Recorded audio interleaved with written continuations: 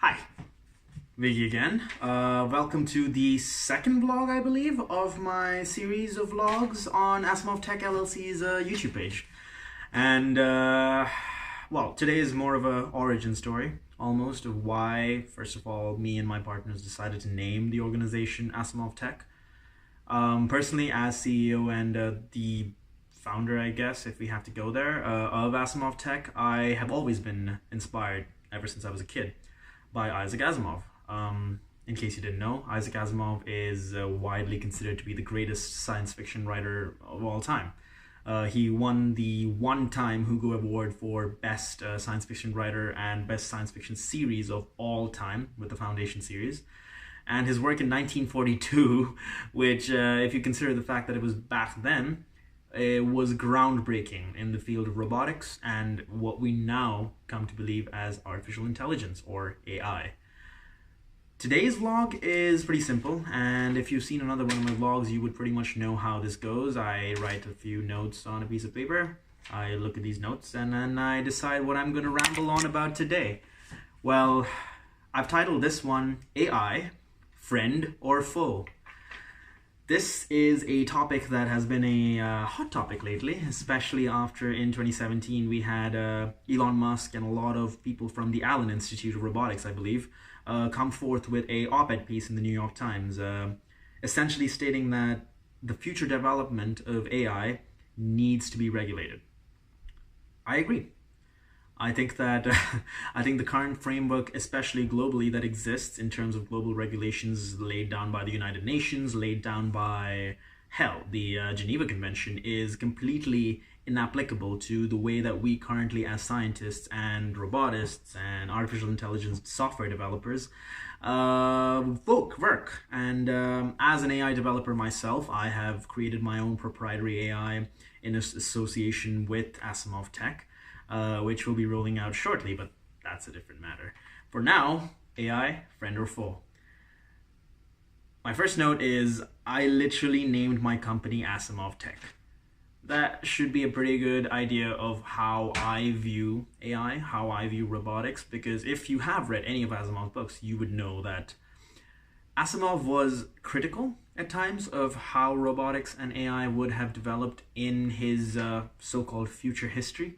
In those views, I agree. However, I also believe that the age that we live in is completely different from the age that Asimov was writing in. Mid-Cold War era, mid-US versus Russia, etc., etc. It was a truly unique time. And we, in 2019 now, have embarked on a new age. We exist in what people and sociologists like to refer to as the information age. Anyone who's a nerd like me and has played Civilization would know that information age is the final stage, almost, of human civilization, almost. And according to Asimov, that is where the plateau of information begins. AI threatens to change that plateau into a constant upward spiral. And let me tell you how. We have all these technologies nowadays. Asimov Tech is a bloody young company. We have 200 employees at the moment, which is minimal compared to the giants such as IBM, Google with their self-driving this, self-driving that, Waymo, etc.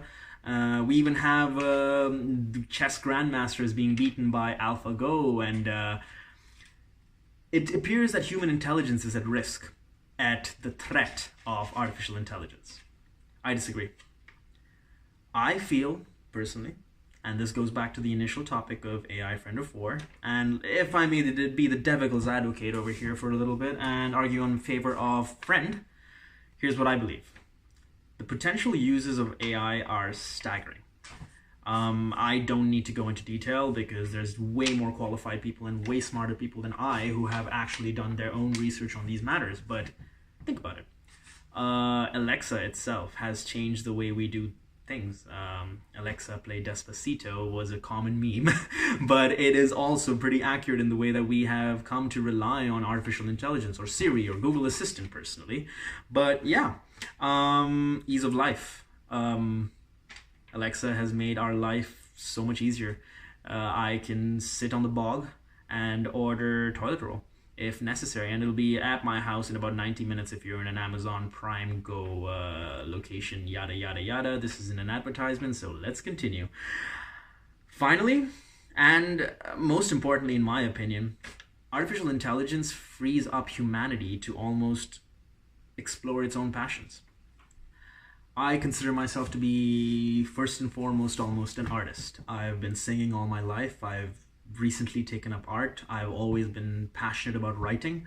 And in the future, artificial intelligence would be able to free us up from those so-called menial tasks and allow us to actually do what we want to do. And that, to me, is the beauty of artificial intelligence. Now, that would be a very, very, very one-sided argument if I just ended it over there, which is why I am not going to do the same. This is the full section of Asimov Tech's AI argument. And here we go.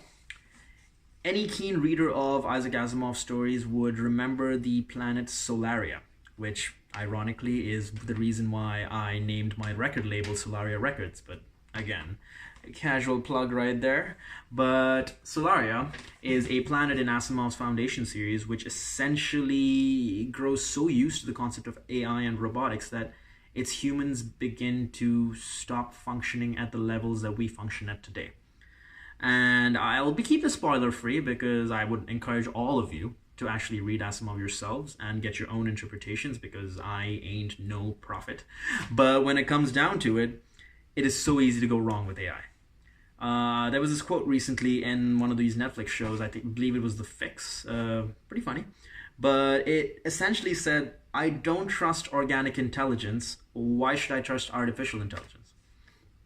And that itself raises a very interesting psychological aspect of the human psyche. Why should we trust something? Why should we trust someone if in the future we decide to attach an android body to, say, AI?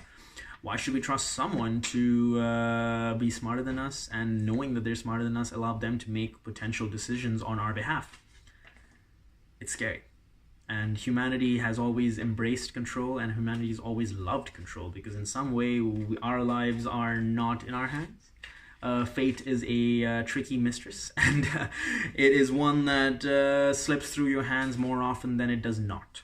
And that is why it is very easy to doubt artificial intelligence.